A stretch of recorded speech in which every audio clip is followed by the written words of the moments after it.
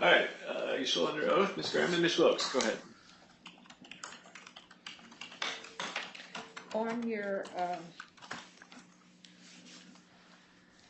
On your first visitors report, you have a list of individuals that you interviewed.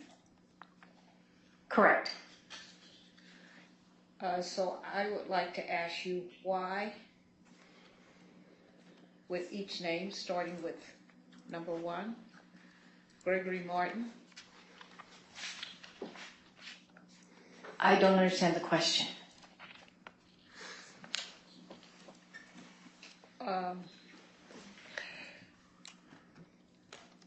The individuals that are listed on your visitors report, 1 through 12, I would like to ask why and what was reported. Number 1, Gregory Martin. Well, Gregory Martin was the respondent in this case, so I visited him, and he was unresponsive to any sort of attempt to interview him. Okay. Number 2, Ms. Fuller. So Ms. Fuller is the proposed guardian. I spoke to her.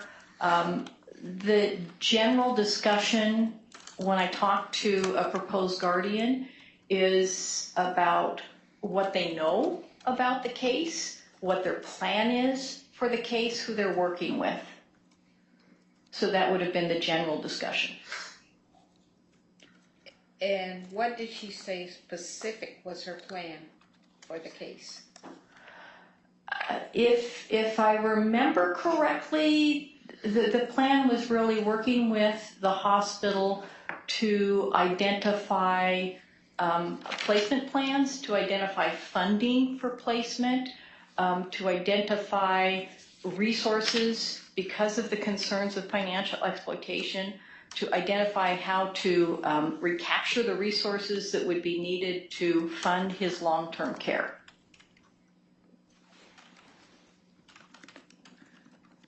Are you aware that Mr. Martin is a veteran?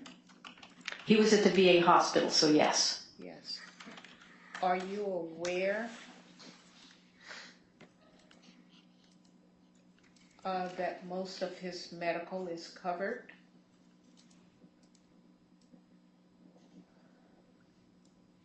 So at veterans receiving care at the hospital, the coverage is often dependent on if they're service connected or if there's all sorts of different formulas on how they are, but it's my understanding that he is getting care through the VA.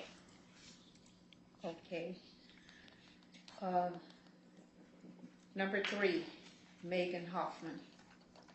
So Megan Hoffman is the investigator with Adult Protective Services, and again, as I noted before, the general conversation was that APS was involved because of allegations and just an overview of what these allegations were and an overview of her findings. Did she indicate to you of any investigations ongoing with Lucas? A gentleman by the name of Lucas, was that in her report? I do not recall. Okay. Did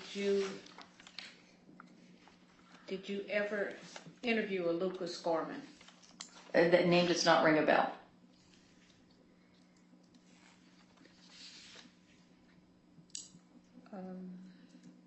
Jessica Lawrence. Jessica Lawrence is the inpatient social worker at the VA. So oftentimes when a person is in a hospital, there's a point person. I usually talk to either a case manager, social worker, someone who has an overview of how the person's hospitalization came to be, what the obstacles are to discharge, what's going on, what's recommended by the treatment team. And how long was that interview? I can't recall.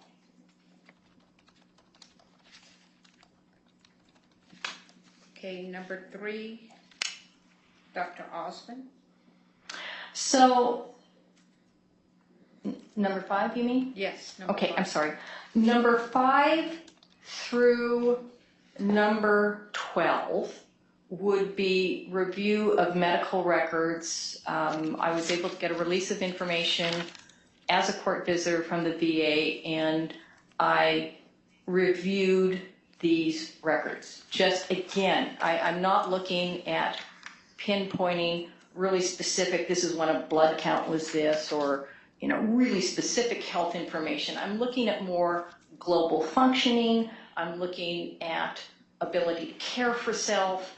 I'm looking at the dynamics of the care that brought this person into the hospital and the dynamics that caused enough concern that they felt that a professional fiduciary was necessary. So again, I'm looking at the global picture presented by the review of these notes. Those notes, were they present before you when you were having the interview with Dr. Osmond? I did not interview Dr. Osborne. Again, if you look at the report, it says that it's a review of the ethics committee consult. So in my reports, what I will do is I will reference either that I've interviewed or it's mislabeled. It really should be interviewed or reviewed documents. So I put in under this file documents that I've reviewed. And in this case, for instance, it's not uncommon in a case that, for instance, kids, where a parent is trying to get guardianship. They might have a letter from a pediatrician saying, this is what this person has and this is why a guardianship is appropriate. So I will reference that in here because it's part of how I base my recommendations and findings. Okay. Number 6, primary care doctor. Again, number 5 through 12 are all notes that I reviewed.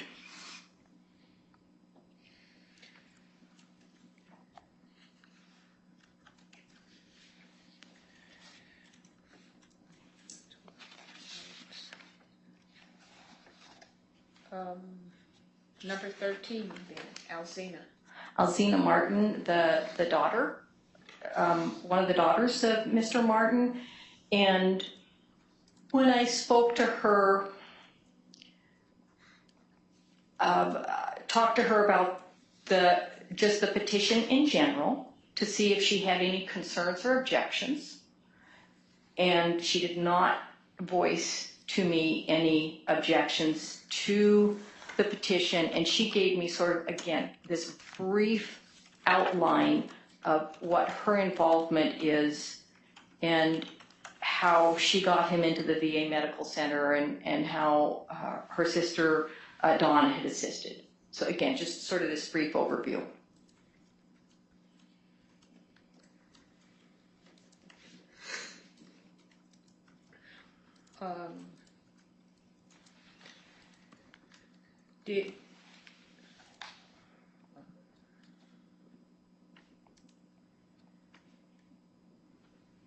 Were you aware that Mr. Wisdom took Mr. Martin to the hospital?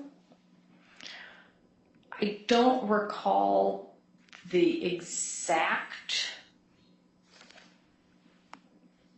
chain of events that led to the hospitalization.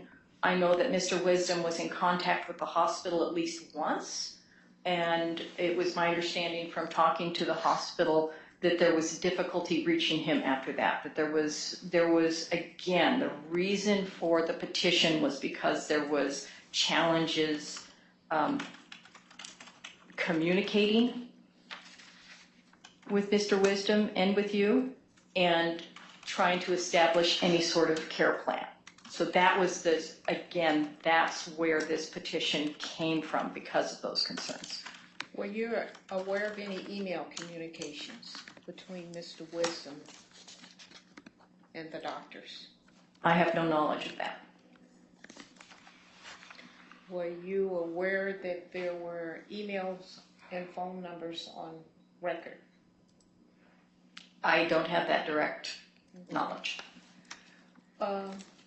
Going back 5 through 12, what were the notes on those individuals?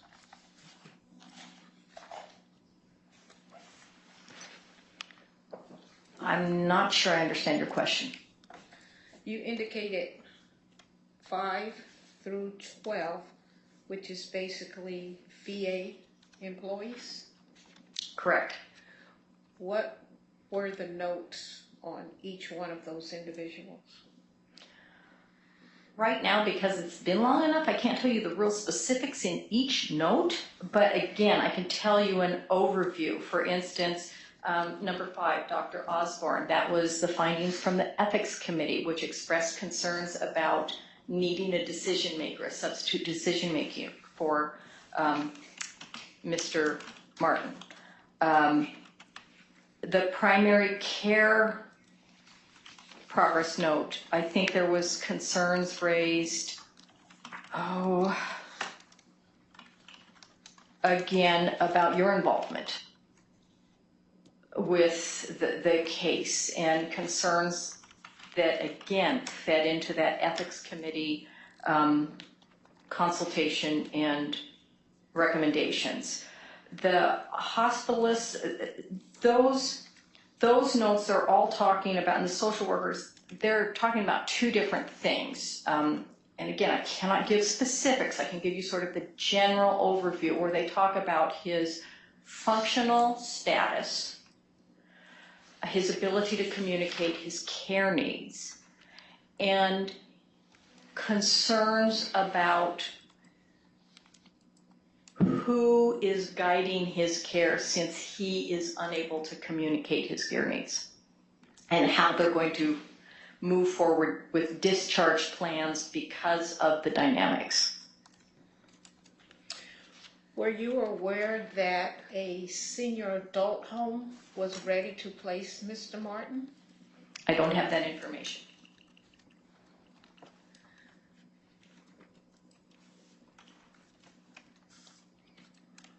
Were you aware, or did you get information on approval of a blood transfusion for Mr. Martin from Mr. Wisdom? If I recall this correctly, I think there had been a lot of concerns where there was care recommended, there was difficulty reaching both you and Mr. Wisdom, and that finally Mr. Wisdom, they were able to contact him, and he did consent to this treatment. Were you aware at the beginning that there were daily morning phone calls, phone conferences with Mr. Wisdom and the physician? I'm not aware of the specific number of calls or contact. Again, I go back to at some point during this hospitalization, there was a lack of communication that concerned the hospital enough that they made the recommendation for a professional fiduciary. Were you or did you ever see the medical directive that was on file? No.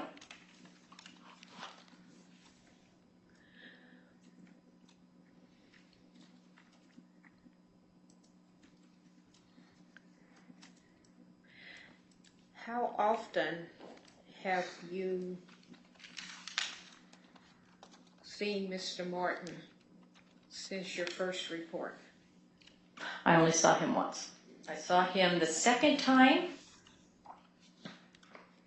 on August 2nd. Typically, I would not see a respondent again. Once my report's in, it's sort of in the hands of the attorneys and the people. I try to stay in the background with my fingers crossed that some sort of settlement, some sort of agreement will be reached. and I'm not part of that so much. When it comes time for a hearing, if there's been a long stretch between the initial report and a hearing, I try to make a second visit or phone calls to the facility to sort of check and see, is there a significant change since my initial report? Do you recall how many cases you were already handling prior to Mr. Martin's case being given to you? In what respect? To interview the 12 or the 13 people that you have listed? I don't understand the question.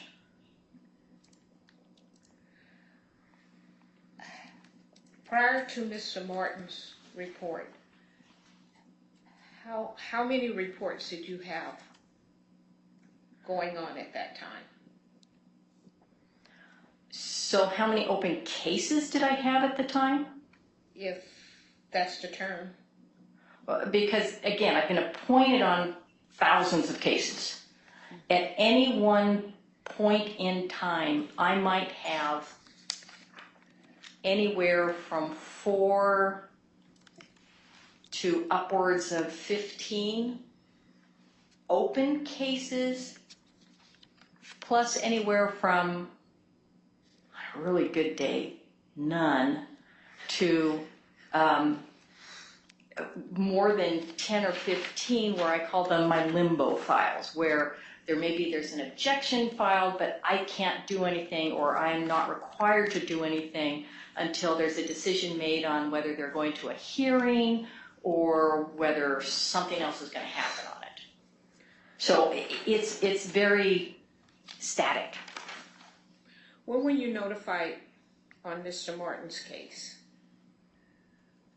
That would be part of the court file. I don't have that in front of me. I would have been, it was a temporary guardianship, so it would have been days before the April. When did you file your visitor's report? So the initial visitor's report was filed on April 22nd. The supplemental was filed on August 26th. Okay, in reference to the first one, could you tell the courts where there was a delay in the filing dates? I don't understand.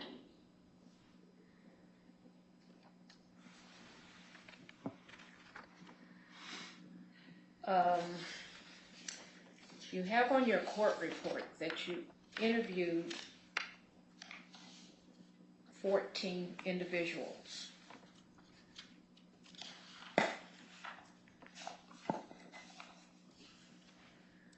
So those 14 individuals, the dates that you have, you interviewed them, doesn't correspond with the timely filing. Can you explain that, all these interviews, and then your Again, I'm not quite sure. I saw Mr. Martin on the 19th. I interviewed people. The latest I interviewed people was on the 22nd of April, and I filed on the April 22nd. So the interviews and the filing occurred within a matter of 3 days.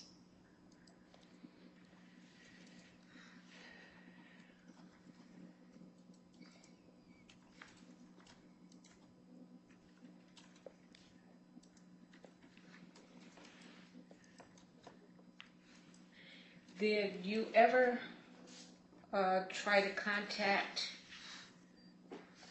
any other persons other than the ones, the VA of the 14 that may have been affiliated with Mr. Martin? Did you ever contact the nursing Your home? objection, she should be afforded the opportunity to answer before the next question is asked. So you asked one question and then you moved into Okay. another question. So I'll have you rephrase whatever question you'd like to ask. So go ahead. Other than the people that you have listed here, 1 through 13, did you ever contact any other for your visitor's report? For the initial report, the people I reached are the people referenced in this report. Okay. Did you ever contact any of the nursing home facility?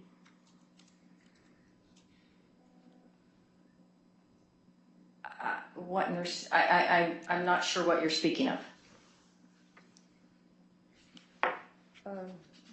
There was a nursing home that Mr. Martin was in. Did you ever contact anybody through that nursing home? Again, I'm not sure what nursing home you're referencing or time frame. I don't recall the name of the nursing home. I just know it's on 102nd off of Grand Your Honor, Side. objection, testifying. Just answer. She's answered your question. Okay. You can ask another question in the same space, Okay. but she's answered the one that Did you've you asked. ever contact Emmanuel Hospital? No.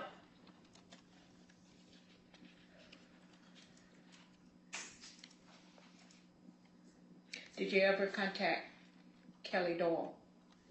No.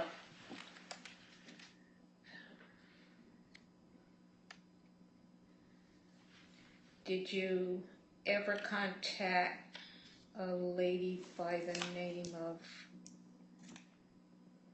Margaret?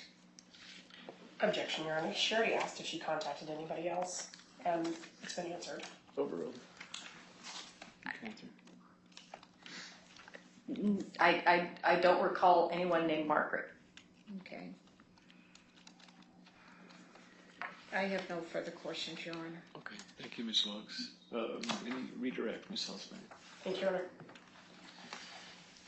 Thank you, Ms. Garland, for being here again.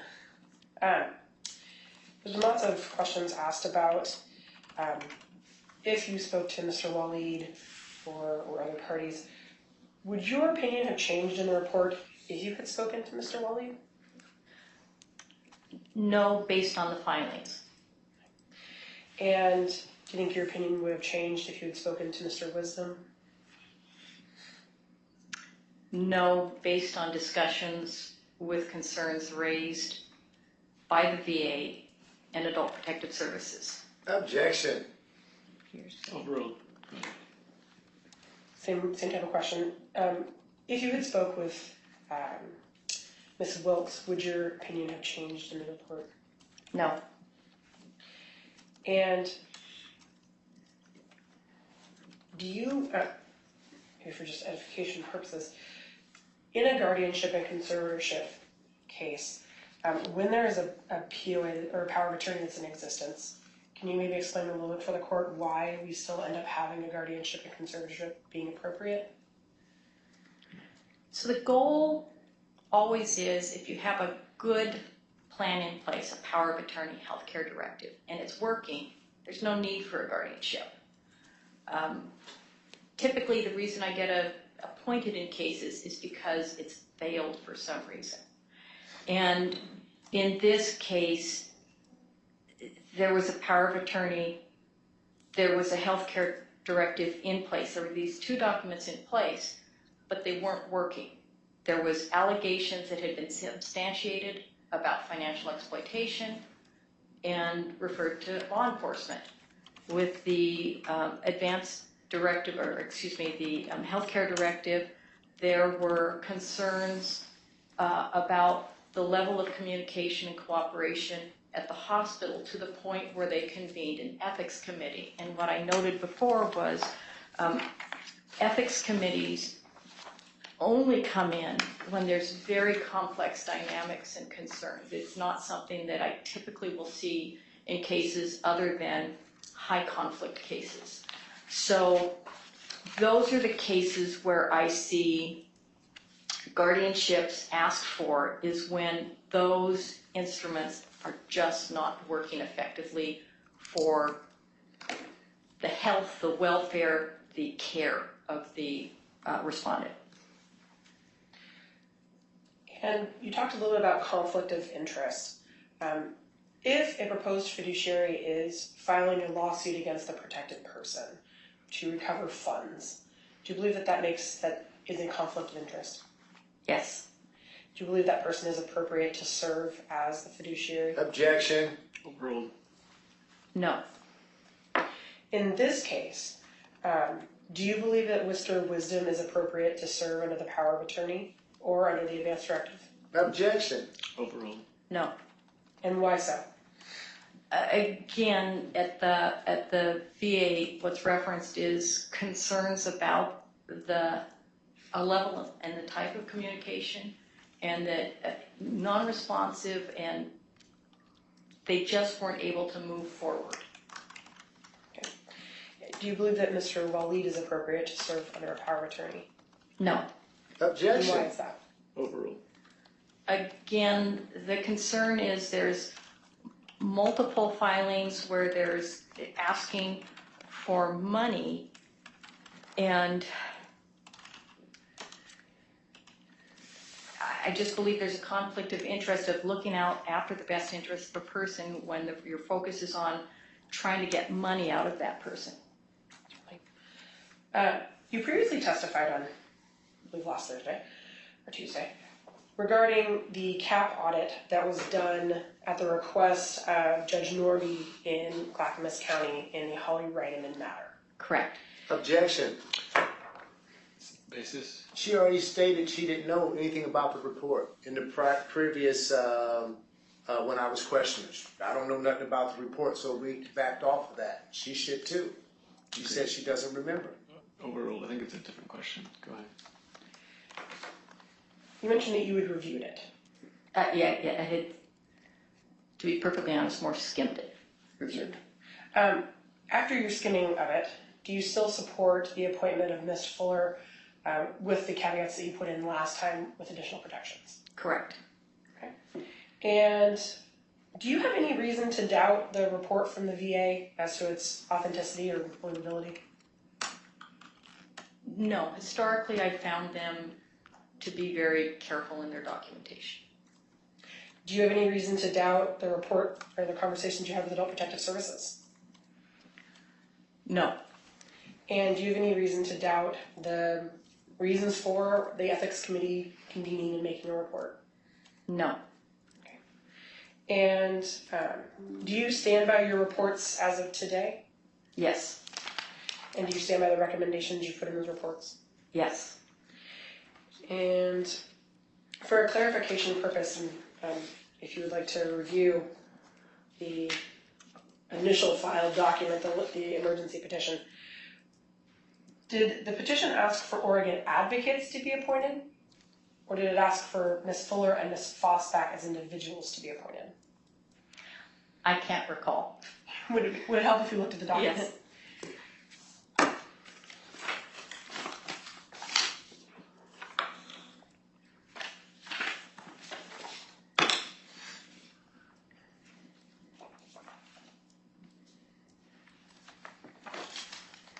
However, I will say, if it was asking for both, I would have referenced both. I always have to talk to both if you're asking for co-guardians.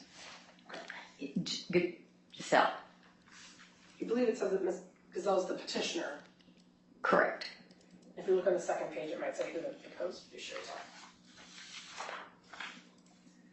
Now, it's curious. Wait a second.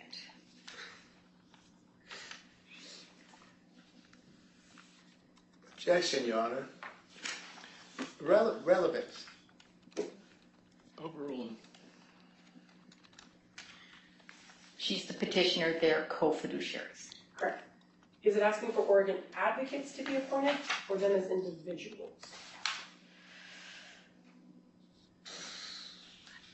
It looks as individuals. Thank you.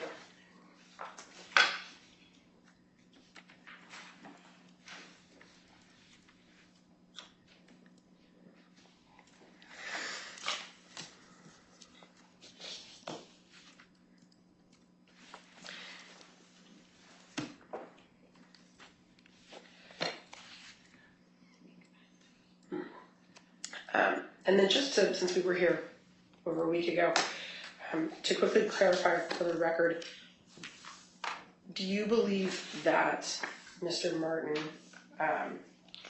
falls under the definition of incapacity under the ORS 125? Yes, I do. Objection. Overruled.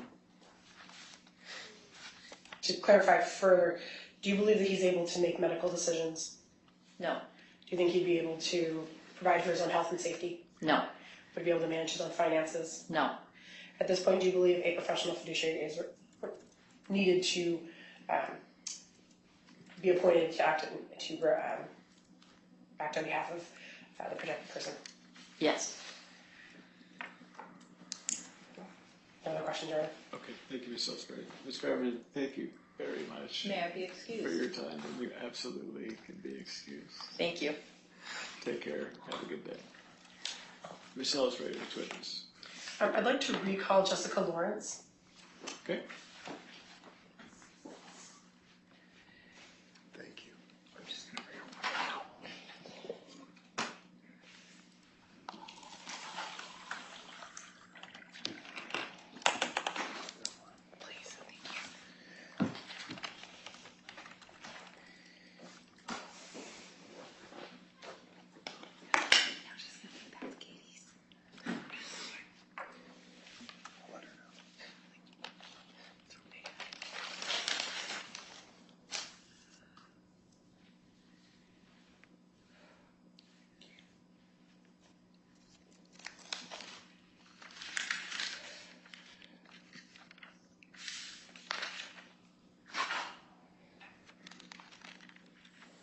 Found her.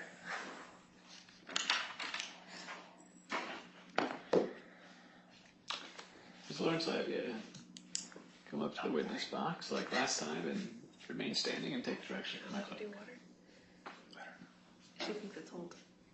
Please raise your right hand. Under the penalty of perjury, do you solemnly swear or affirm that the testimony you're about to give in this case shall be the truth, the whole truth, and nothing but the truth? I do. Thank you. Please be seated. And for the record, please say your name and spell it for the record. Jessica Lawrence, JESSICA LAWRENCE. Ms. Salisbury. Thank you. Thank you again for being here this morning. Just a few questions. Can you describe your interactions with Mr. Earl Wisdom? Yes, I think probably our first initial reaction would have been over the phone when Mr. Martin first admitted to the hospital and we were trying to get formal POA documents. And then shortly after that, I had an interaction with him in person with the APS investigator, trying to determine what was going on and what the needs were for Mr. Martin. Okay. Do you know if there were often emails between the treating physicians and Mr. Wisdom? I don't know about any emails between the physicians and Mr. Wisdom. I'm not aware of there being any. Is it often that the physicians would send out emails to? That's uncommon. So at the VA, our email is not HIPAA compliant, so there would need to be specific reasons for us to do that, and it would have to be an encrypted email. We would not email personal health information. And do you know if the records show daily communication, daily phone calls and check-ins? I don't know about daily phone calls from physicians. I know that I tried to initially have daily contact, and at a certain point it became very clear that that was not beneficial. So I don't recall Earl calling me personally. I think I was calling him. Okay, can you explain a little bit more about how that was not beneficial? A lot of the interactions, so when I would call Earl specifically, he frequently deferred to Selena or would say that he couldn't answer questions until he spoke to Selena, and just really wouldn't participate in any helpful way. It was a lot of, I can't make that decision, or I can't make that call, or I can't talk about that, or one of the things that he said to me in person when I met him was that he couldn't talk about things on the phone in the hospital. He needed to go outside to use the phone. There was just a lot of there wasn't any substance to the conversation, I guess. And can you talk a little bit about the ethics committee? So I requested an ethics consult when it became clear that the people who were on the POA agreement were not, in our opinion, working in the best interest of the veteran, or really any interest of the veteran. I requested an ethics committee consult because I wanted to know whether or not it would be appropriate for us to send out referrals to long-term care facilities without their consent. Because technically, like, it is continuity of care to send out those referrals. But to send out that kind of information, you usually want somebody to say, yes, that is okay. And we were not able to get that from Celine or from Earl. Okay.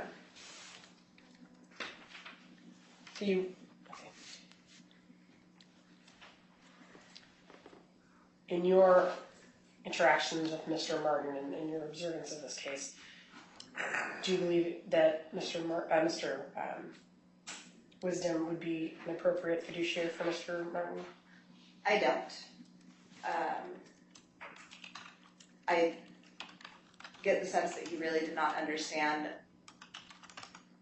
much of what was going on. It really seemed like, again, every time he was asked a question or every time he was asked to make a decision, he would defer to Celine. And his understanding of what was needed and what next steps needed to be seemed very, very limited. And when it was explained to him, it did not seem that he was fully grasping it. No further questions? All right, Mr. Riddle. I have no questions, Your Honor. All right, Mr. Willey.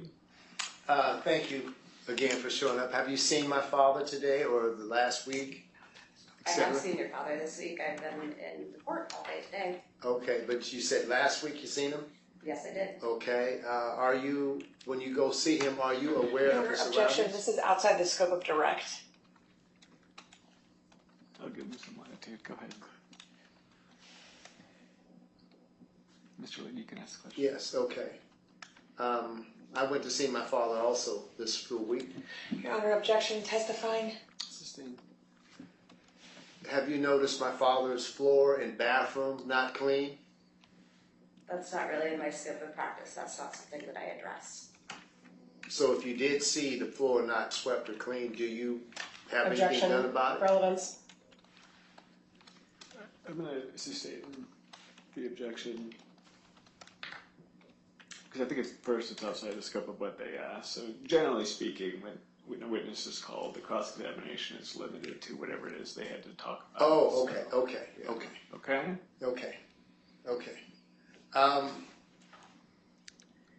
How often have you seen Earl Wisdom come to the hospital to see my father? I have not seen Earl come to the hospital since early April.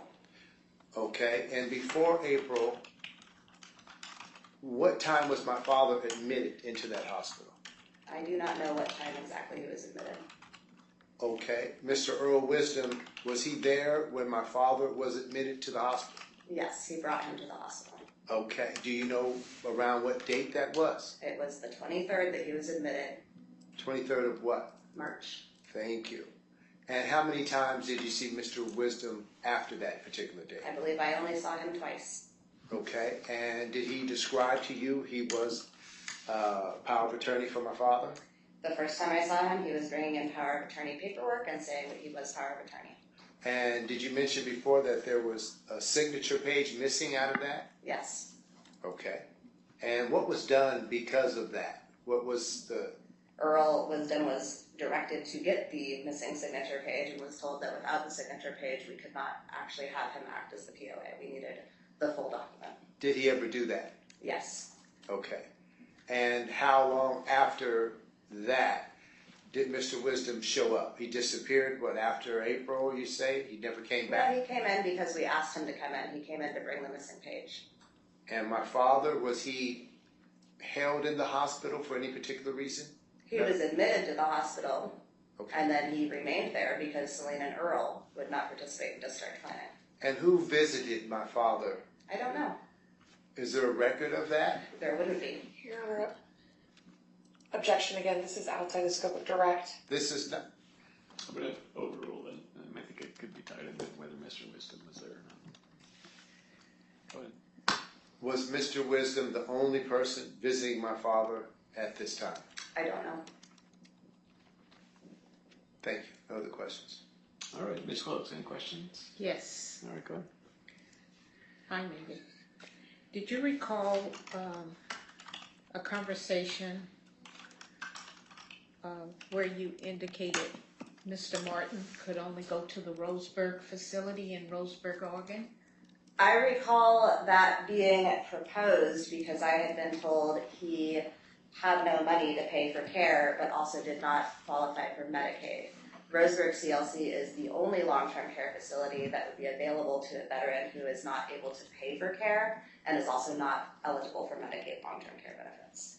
So that was a proposal. It was never directly something that I said I was going to do. It was something that I was asking you specifically if you would be okay with. Did you ever receive a message on your answering service from a senior adult facility?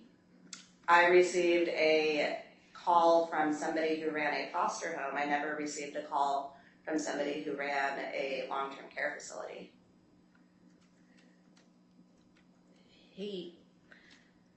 Who was that phone call from? I don't recall the name. I can tell you the context of the conversation, which is that this individual indicated that they had been asked by Earl to call and that they had been asked to do an assessment, and then they asked me how care was going to be paid for. And I said that they needed to talk to you about that, and I never heard from them again.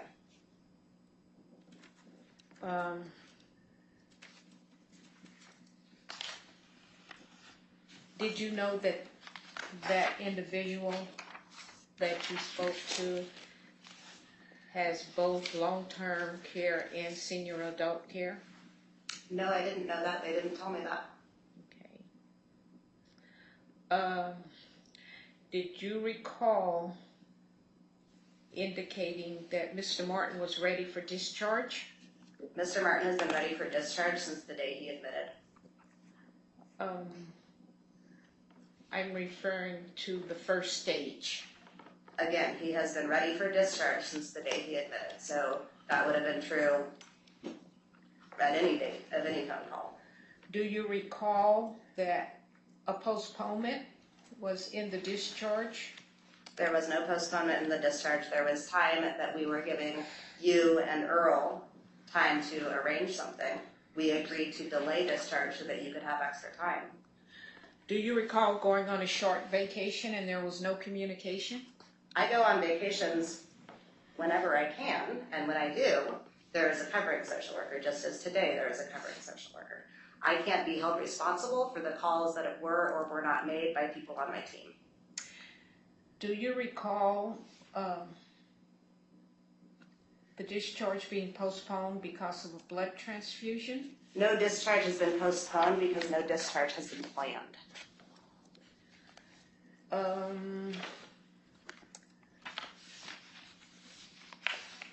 I don't have that motion before me, Your Honor, but in the motion, they alleged that he needed a blood transfusion and Objection, Your Honor, testifying.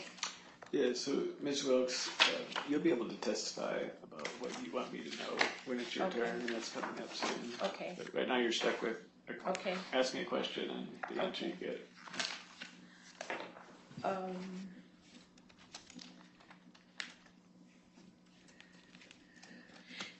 Did you visit the first week Mr. Martin was in the facility? Did you visit with him on a daily basis? I wouldn't have cause to visit with any patient on a daily basis unless they asked me to. I did visit him when he first admitted to do his intake assessment. Do you have any knowledge of Mr. Wisdom being the first of contact in Mr. Martin's medical records? Mr. Martin's POA agreement that we were given has Mr. Wisdom listed as the primary POA. He then indicated to me that you are the primary POA. Were you aware of anything in the chart notes under person to contact?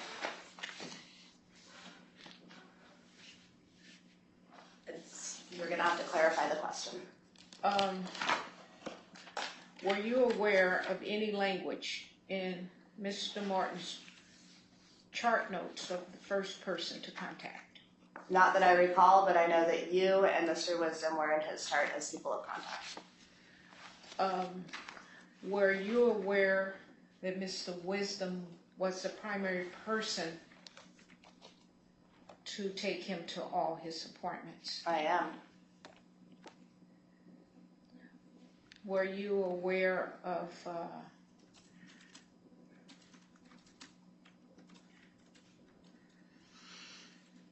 a UTI?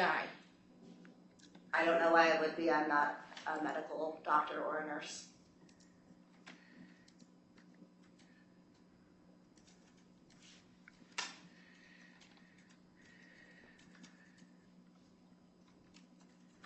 I have no further question, Your Honor. Okay, thank you, Ms. Williams. Ms. Salisbury, redirect. Just a few questions. In your experience, would you say that Mr. Wisdom defers the vast majority of his decisions to Ms. Wilkes? Yes. Do you believe Ms. Wilkes is an appropriate power of attorney for Mr. Martin? I do not. And as we just heard, it appears that Mr. Wisdom is was the primary person to take Mr. Martin to doctor's appointments.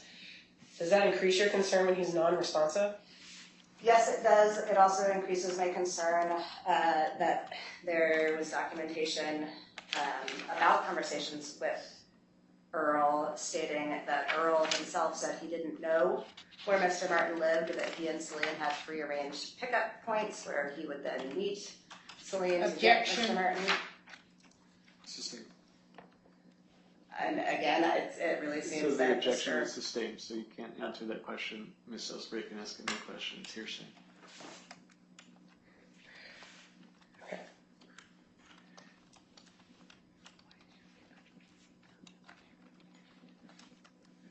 Do you have an opinion about the relationship between Mr. Wisdom and Miss Wilkes? It just seems that they're a team. Objection. Overruled. No further questions, Your Honor. All right, Ms. Lawrence, thank you very much. You're free to take care. Ms. Salisbury, your next witness. Our next witness is Ms. Fuller. Ms. Fuller, come on up.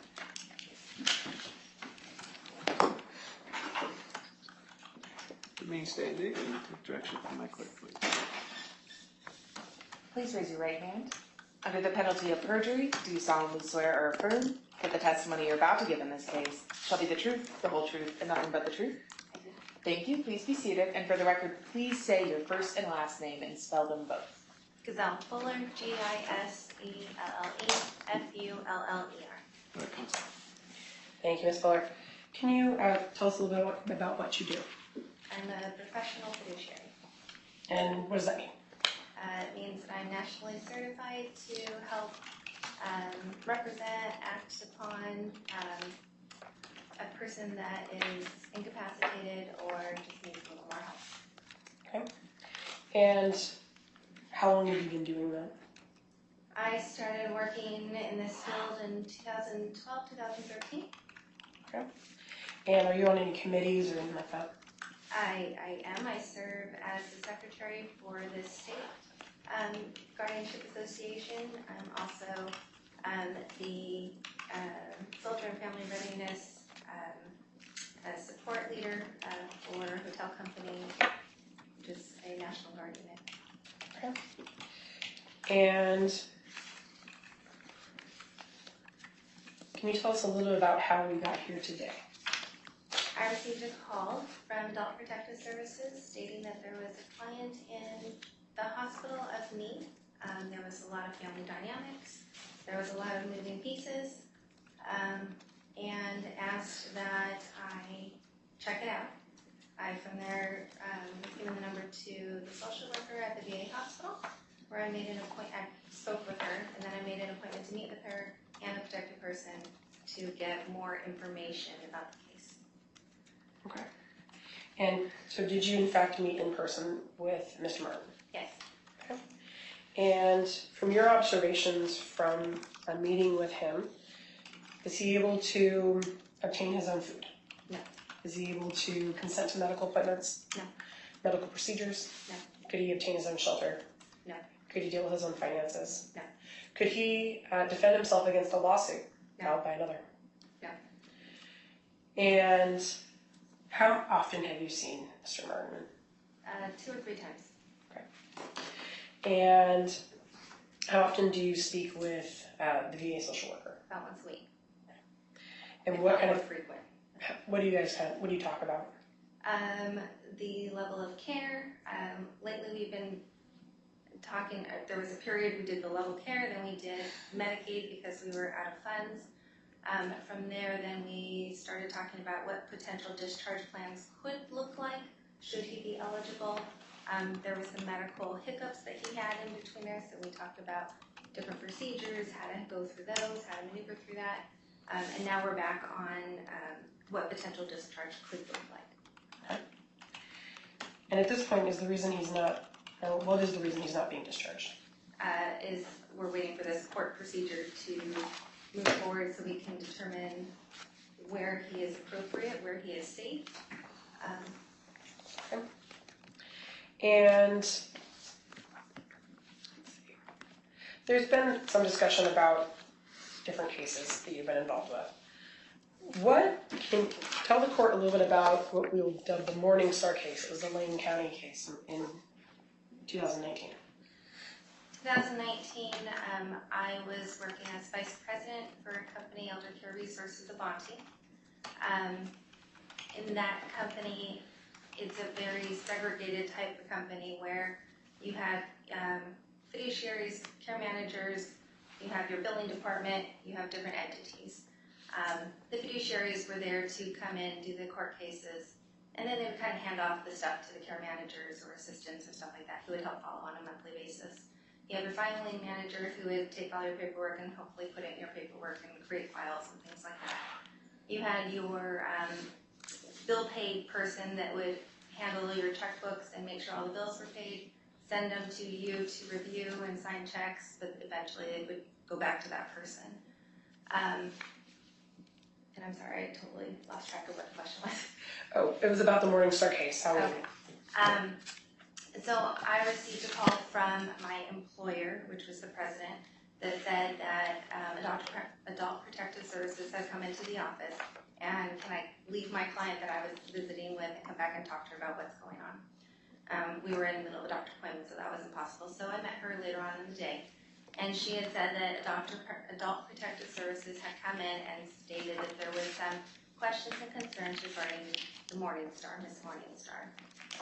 They had asked for certain paperwork, which I believe this was like maybe a Thursday, and the billing or the medical records person came in on like Mondays. So she was going to have that person gather different records, different things, so that we can provide it to her. But there was some questions and concerns regarding filings, regarding paperwork, regarding appointments, and how can we confirm that we were there at certain appointments, and being accountable for services that we said that we provided. And so from there, it already went to, we got the attorneys involved, and the attorneys, we did the hearing, and Judge Holland ruled that she believes at that point that asked that I be removed and had another fiduciary in the area take over. Okay. And can you talk a little bit about what the issues were in the Morningstar case? It was getting the paperwork in a timely manner to whom was asking for them. So at that point it was Adult Protective Services. It was documentation. So how do we prove that we were where we said we were? It was that accountability piece. How do we know we went to doctor's appointments? How do we know we saw the protected person? How do we know those things? And so it was paperwork and accountability. Okay. And what have you done since the removal in Morningstar, so the court can know? So we really, and by we I mean I really took that to heart, is that, it's true, these people are so vulnerable. How can we prove we're there, right? They don't normally can't speak for themselves. And so I got with the Guardianship Association, we kind of asked questions like, what do others fiduciaries do? What do they not do? We put in place where if we see someone, we're going to take a picture. That picture's time-stamped and it shows we're there. We're there with the protected person, we're there with the doctor. If we're going into a facility, we're going to sign books. We're going to kind of make a big deal, you know, who can I talk to? Hey guys, I'm here, you know, what do you need? That way they know that we're there and there's no questions about it. We have a duplicate chart system, so we have both an online system so that we can look at it wherever we're at. We can pull it up digitally on our phones or our iPads, as well as a paper chart copy so that if someone's asking for us for something, I can give it to them immediately and we're not having a delay in paperwork and things like that. Those are some of the bigger things that we put in place that we wanted to make sure that we solved. Okay. And since, have you been removed from any other case? No. And that was in 2019? Yes. Okay. Have you been appointed on cases since 2019? Yes. Okay. Have you been appointed on cases in Lane County since Yes. 2019? Have you been appointed, what are the other counties you've been appointed in? Lots. MULTNOMAH. Holt. I'm sorry, I don't think this is made clear. The Morningstar case, that was in Lane County. That was in Lane County. And since then, you've been appointed In Lane County. as a professional fiduciary. All right, go ahead. Certainly. We were asking what other counties, if you can remember. Deschutes, there's been lots. This Marion. Let's go over some of the ones in Multnomah County, since Okay. that's the county we're in. Okay. Let's see. Were you appointed in the Ann Shu case as a personal representative in that matter? Yes. And let's see. What about the guardianship of Richard Taylor Dean Taylor? Yes. Okay. And do you remember who the petitioner was in that case? I believe it was the hospital, Okay. And which is what we prefer. We actually prefer to not be the petitioner. Normally there's other sources and we are happy to be the appointee, but we don't want to be the petitioner. do you remember why you were the petitioner in this case? In the Martin case? Yes. I believe because it was an emergency basis and there was so many family dynamics going on that in order to do it in a timely manner, we were asked to petition to get that ball rolling. Were you appointed in the conservatorship of Susan Robertson? Yes. Judge Henry. Were you appointed in the guardianship and conservatorship of Keith Hotchkiss, Judge Henry? Were you appointed in the conservatorship of Caden Aspercolis? Yes. Were you appointed in the guardianship and conservatorship of Marsha Brown? Yes. Okay. Any of these cases, have you had any issues for the courts looking at what you've been doing in that case? No. Okay. In the Holly Reineman case, which is Clackamas County, Yes. I'm sorry, what was that in that case again? Holly Reineman, Okay. did you file your final guardian's report in that matter? Yes. Were there any objections? No.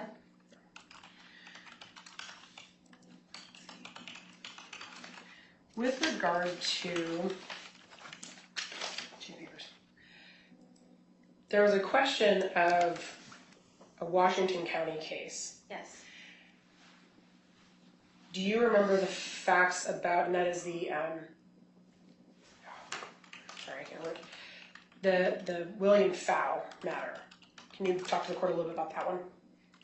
I was appointed as the guardian and conservator, I believe conservator too, for this client. He shortly there passed away. I was then, but prior to him passing away, this was at the request of a hospital. The hospital had their own counsel and had requested their counsel to do the petitions. it was unbeknownst to us until very recently that that petition, the attorney had filed it in Washington County, removed it from Washington County into a different county because that's where the person actually resided in. However, the judge had asked for clarification and wanted to question about the Morningstar case since I had never been in that county. When the attorney of record withdrew that petition, the judge felt that I was running, I totally understand, and not wanting to answer questions about the Morningstar case. Unfortunately, I was not aware of that. I hadn't had counsel at that point because it was more of a petition of, hey, are you interested in working with this client? I hadn't had counsel yet. But it resulted in the judge not appointing me in that county. He did say, though, that he is willing to build that relationship. It's up to me to earn their trust and show them what I can do as a guardian. Do you know if a letter from that attorney was filed in the Washington County case to provide some explanation? I believe I was told that counsel was going to issue a letter. And yes, I believe it's filed, but I don't know if that happened. Okay, that's good. All right, and then let's talk, it was brought up about the Guardian Partners report after the Morningstar case. Do you remember who asked for that report? Judge Holland. So shortly after my removal from the Morningstar case, Judge Holland, who was a part of, I believe, the Guardian Partners, and it was just launching, I believe, at that point. They are an entity where they go in and they can review what a guardian has been doing and either say that they're doing a good job, then great. If they're not, then they should be removed. And so Judge Holland requested that that be done on a really difficult case, and it been good. Okay. And with regard to the, sorry, I apologize, John, we're kind of jumping back around. With the Holly Ryman case, there was a request for the conservator audit, which is a newer process that they've started here, and I think for many of us it's still a little bit nebulous. A CAP audit was done by Mr. Christian Hale in that matter, Correct. Which I believe the court has already testified about. There was also some questions regarding items not being reported, or your removal not being reported in other cases. Can you talk a little about the circumstances of that? During that time, I had one counsel. We were solely in Lane County. Maybe there was a couple in Douglas County because it was so close. However, that I'll take it on me. My counsel did not. My counsel believed at that point that because my cases were in the same county with Judge Holland, that I didn't need to report that I had been removed because she was the one that removed me. I didn't understand or know at the time that that needed to be done. In fact, it didn't come to our knowledge until the CAP audit when he brought it up, was that needed to have been done. So that unfortunately did not get done. I work a lot closer with my attorneys now to make sure that things are being filed, things are going through, and that we are following whatever restrictions or laws or things that we need to do. Since you were mainly in Lane County with Judge Holland based on the testimony you just gave, did Judge Holland ever bring up those issues in any of those matters? No. About not giving notice? No. And I do report my removal for every petition, every case that I take on. It's in my PFD. I don't hide from it. In fact, I actually use it as a learning experience for other newer fiduciaries so that they don't make the same errors. There's a lot of things that we learn kind of trial and error, and so I don't want someone to make those same errors. So we try and teach others. And is the your removal reported in every professional fiduciary disclosure? Yes. And is it reported, or was it reported at that time in your guardian's reports for those Yes, other cases? I put it in my guardian's report as well. And do you continue to be appointed, or to be, your services to be requested by Adult Protective Services? Yes, What about behavioral health for counties, yes, hospitals, yes, other practitioners, yes. meaning attorneys? Or doctors and small practices. We get referrals from them as well. Family members, community partners, other guardians and conservators. Yes. And have you had any investigations at court or outside of court since Morningstar did it?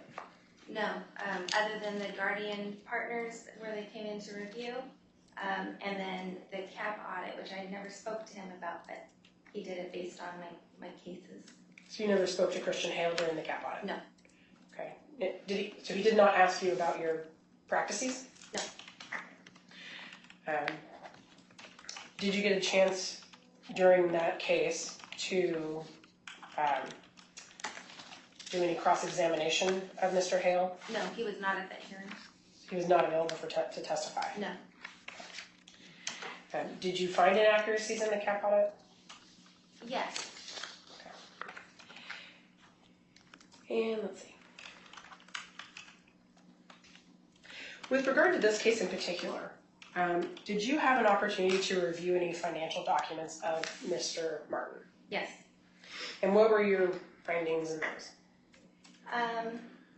I found it very concerning, the amount of money that was being withdrawn via ATM, purchases on the daily, from $1,000 to $2,000 a day.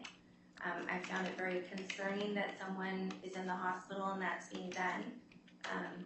I found it concerning that furniture was being purchased and he was in a hospital setting. I found it concerning that I was told that there's no money to pay for his medical care and needs, and that I would need to find Medicaid, but he was the owner of multiple properties and multiple houses. And so that I found that all very concerning. And Maybe a pause right there. It sounds great. I think trying to transition to some financial questions. It's probably a natural place to break for lunch. We're going to come back at CMX party at 1:30. So we're going to resume at 2 p.m. We'll be off the record until that time. Thank you. thank you, Aaron. Thank you. That's 2 p.m., right? 2 p.m. Okay. Thank you.